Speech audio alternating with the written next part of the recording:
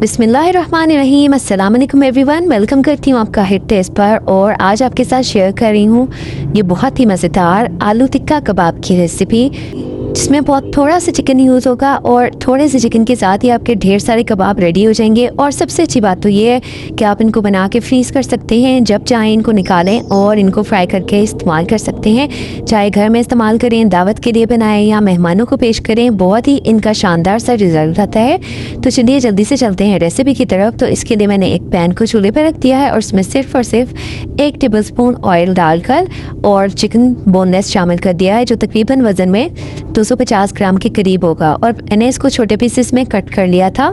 साथ मैंने इसमें डाल दिया है 1 टेबलस्पून जिंजर और गार्लिक का पेस्ट। और जिंजर और गार्लिक के पेस्ट के साथ अब हम चिकन को करेंगे फ्राई।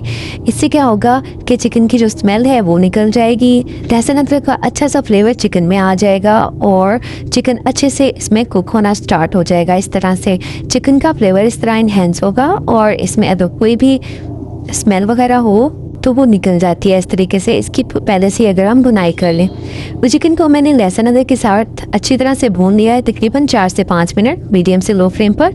और देखें, अब मैंने इसमें शामिल कर दिया है 2 टेबलस्पून तिक्का मसाला। तो आप किसी भी ब्रांड का तिक्का मसाला ले सकते हैं।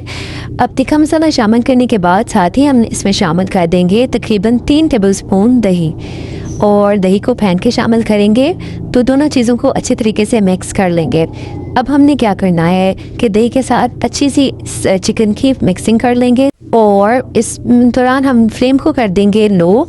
और अब हमने मिक्सिंग करके इस पर ढक्कन लगा के इसको कुक होने रख देना है। कोई भी इसमें पानी शामिल नहीं करेंगे हम, दही के पानी में ही चिकन अच्छे से कुक हो जाएगी। तो लो फ्लेम पर ढक्कन लगाकर आपने 10 मिनट चिकन को कुक होने के लिए छोड़ देना है। इस स्टेज पर रेसिपी अगर आपको थोड़ी सी भी अच्छी लगती है और आपको लगता है कि ये आपके काम आने वाली है, तो प्लीज़ इसको लाइक करें, शेयर करें, चैनल को सब्सक्राइब करना मत भूलिएगा, क्योंकि हर रोज़ आपको ज़बरदस्त रेसिपीज़ अगर चाहिए तो चैनल सब्सक्राइब करके बेल आइकन को प्रेस कर लें। तो चलिए जनाब, चिकन रेडी हो चुकी थी 10 मिनट के बाद, और अब हमने इसके रेशे कर लेने हैं। तो आप इसको स्पून की मदद से या आप इस तरह मैशर लेकर, जिस तरह भी आपको सूरत हो, आपने चिकन को रेशे करके रख लेना है। नेक्स्ट हमने ले लेने हैं 3 आलू और इनको भी बॉईल करके और अच्छी तरह से मैश करके हम रख लेंगे। आलू इसमें मैंने 3 लिए हैं और 250 ग्राम ये चिकन था। तो आप देखेंगे कि इतने से चिकन में ही आपके ढेर सारे तकरीबन दर्जन भर कर कबाब तैयार हो जाएंगे। और चलें जी, अब आलू और चिकन को हमने दोनों को ठंडे होने देना है। गरम गरम मिक्सिंग नहीं करेंगे। तो जब तक दोनों चीज़ें ठंडी होती हैं, हमने एक और काम करना है कि हम कुछ वेजिटेबल्स को कट करेंगे, जिसमें मैंने ले लिए हैं हरी मिर्चें। अच्छा, मैंने हरी मिर्चें ली हैं 5 से 6 अदद, क्योंकि मैंने इसको थोड़ा सा तीखा रखना है, स्पाइसी रखना है कबाब को। अगर आपको स्पाइस ज़्यादा नहीं चाहिए तो आप इसमें 3 से 4 हरी मिर्चें भी डाल सकते हैं, क्योंकि हमने जो तिक्का मसाला में शामिल किया है बस वही इसमें मिर्च शामिल की है। इसके अलावा हमने इसमें कोई मिर्च शामिल नहीं करनी, सिर्फ हरी मिर्च ही शामिल करनी है। तो इसलिए आप अपनी मिर्चों को एडजस्ट कर सकते हैं अपने टेस्ट के अकॉर्डिंग। तो चलिए जी, मिर्चें चॉप हो गई हैं। नेक्स्ट हमने ले लेना है कुछ हरा धनिया और पुदीना, जिनको धोकर अच्छी तरह से वॉश कर लेंगे ताकि अगर इनमें कोई भी मिट्टी वगैरह हो तो वो निकल जाए। इन दोनों चीज़ों को भी हम चॉप कर लेंगे। और आप देखें कि कितनी सिंपल सी ये रेसिपी है। बहुत ज़्यादा इसमें ना स्पाइसेस यूज़ होंगे, ना ही बहुत ज़्यादा चीज़ें डाली हैं, लेकिन टेस्ट इतना कमाल का आएगा ना कि आप इसके फ़ैन हो जाएंगे। तो चलिए जी, अब हमने ले लेना है एक मीडियम साइज़ का प्याज और इसको भी बारीक चॉप कर लेना है। और इसका हमने क्या करना है कि चॉप करने के बाद आपने इसको जो इसमें पानी है उसको निचोड़ लेना है। पानी निचोड़ के डालेंगे क्योंकि हमने इनको बनाकर फ्रीज़ भी कर सकते हैं। तो इसलिए अब आपने पानी जो प्याज डालना है, इसका पानी निचोड़ के फिर डालेंगे। चलें जी, एक बोल में ट्रांसफ़र कर दिए हैं आलू जो ठंडे हो गए थे, और साथ ही चिकन भी जो हमने रेशे करके रखा था ये भी ठंडा हो चुका है। याद रहे, दोनों चीज़ें ठंडी होनी चाहिए। अब हमने डाल देनी है इसमें जो हरी मिर्चें, हरा धनिया और पुदीना चॉप करके रखा था। प्याज भी शामिल कर देंगे जिसका पानी मैंने निकाल दिया है।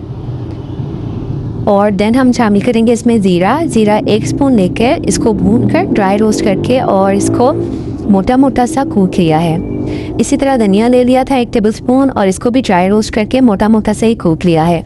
चलिए जी, बस यही स्पाइसेस थे जिनको हमने शामिल कर दिया है। और एक चीज़ रह गई है जो कि है नमक। 1/2 टीस्पून मैंने इसमें नमक डाला है, क्योंकि तिक्का मसाला में भी नमक था।